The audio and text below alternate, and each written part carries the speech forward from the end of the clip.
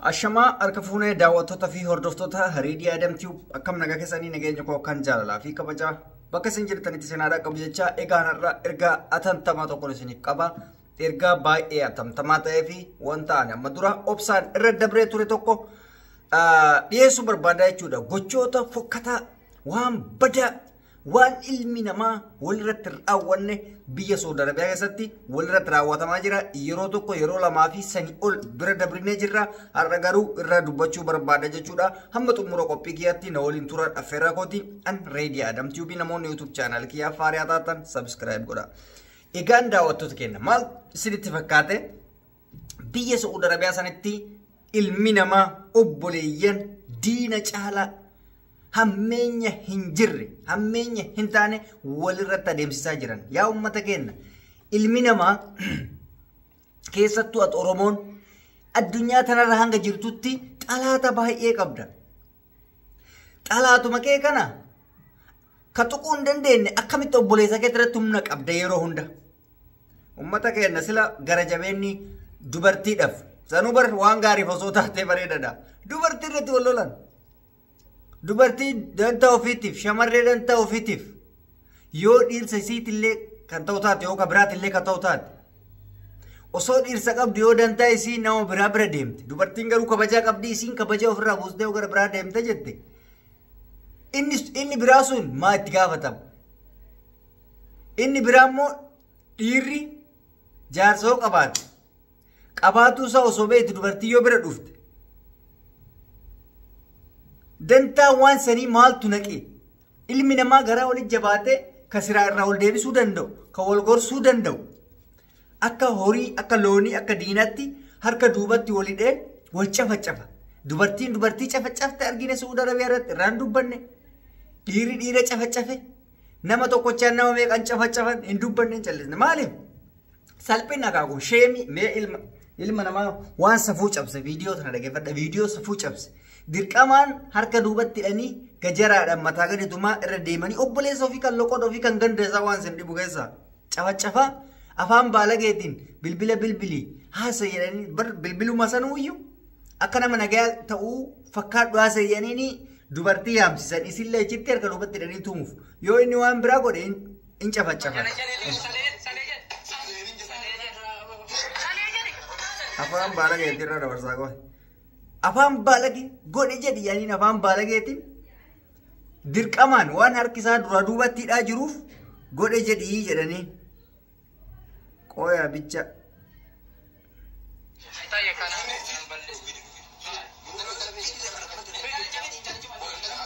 Itti daawwadhaa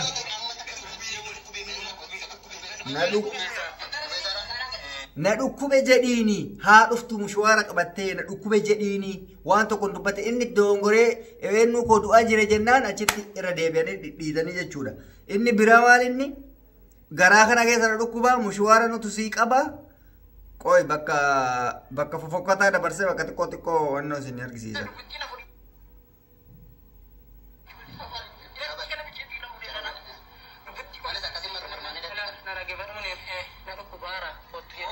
Na kulo agettanii na dhukkubaara kootu jedhiin.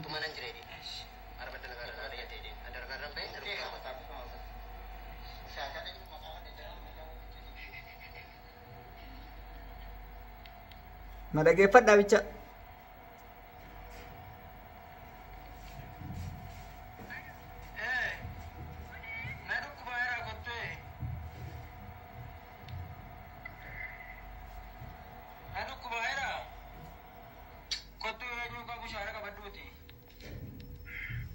Dhukkubaan jiru barra dhaabatanii tumaarani. Mushwaara qabaddu kottu dara. Mushwaara qabaddu kottu na gamaayra. Garaana dhukkuba. Garaan koo keessa kan na dhukkuba. Mushwaara qabaddu kottu mushwaara si ergamuuti.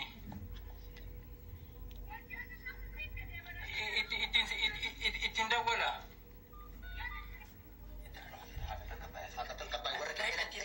Kelele.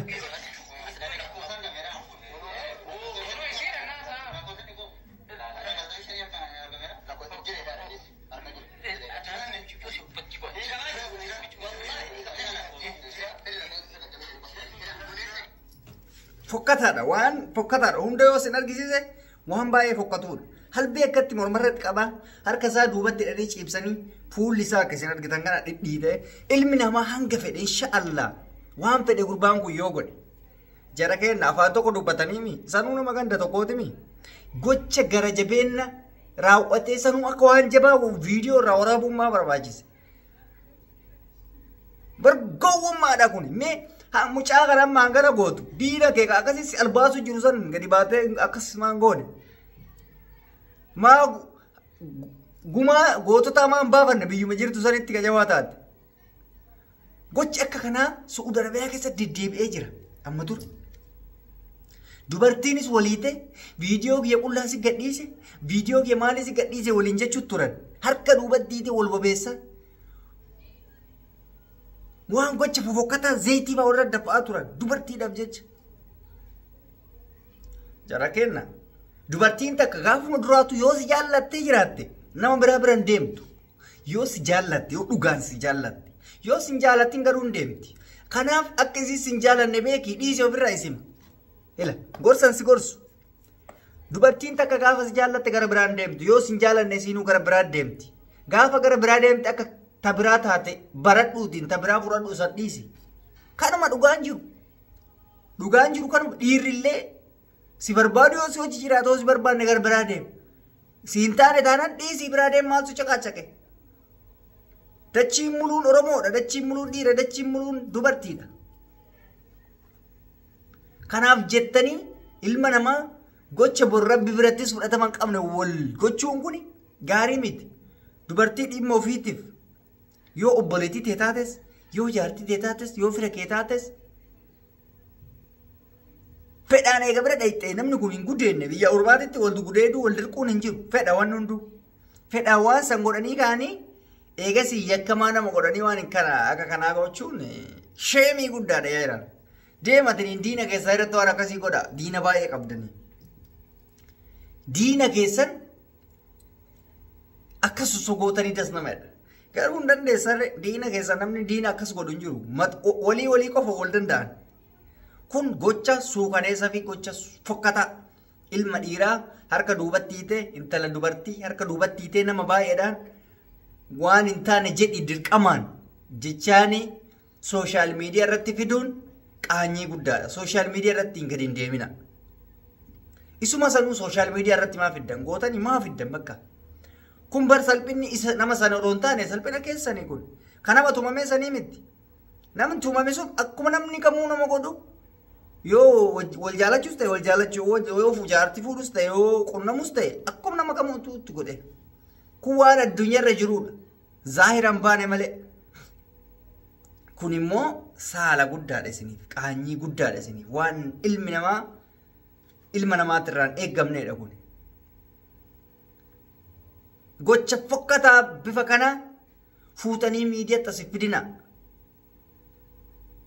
Keessattuu biyya Saudi Arabiyaatti gocha akkanaa duraan irraa fuudhu deddeebi'eeti jira. Biyyoota biraatti hin argine. Biyya biraatti wal lolan, wal gadhiisuu, walii ta'an, hojii jiraachuu, maa obboleettiin taane yoo waliin taane wal biraa deeman. Waliif ta'anii jennaan hojii jiraatan. Fakkeenya uummata biyya biraa fudhadhaa uummata ijoollee Saudi Arabiyaa jirtan. Faashinaa silasiin biratti wal dararuun nama tokko eeggattanii, ooyisitanii qabdanii teessanumaafuu jireenyi teessanuu bar dararaadha. Shortaan akka hoolatti ganamaaf galgala si ari'uu jira bar. Atumti mataan keetu gabroomadha bar. Maaliif wal gabroomsitan? Biyya gabrummaa keessa jirtan teessanumaafuu. Nyaattanii dhuguu malee mirga biraan qabdan biyya sanitti. Mirga nyaattee dhuguutuu hin qabdu. Bilisaan.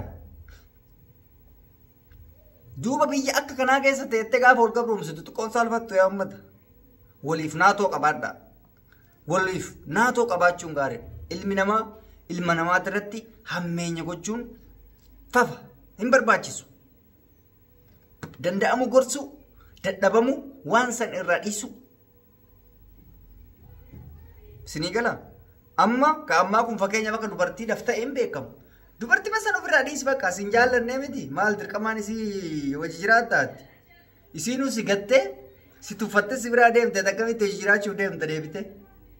Kanaaf kun gorsa obbolummaati wanta kana kun akka isinitti hin deebine abdiin isinirraa qaba. turtiin anarraaf qabu kana fakkaata waan na waliin turtanii na hordofaa turtaniif galatooma isiniin jedha namoonni YouTube channel kiyya faarataa subscribe gochuun maatii kootaa gocha kana bakka jirutti balaaleffatamu isiniin jedha Radio Adam TV fayyana ta'a.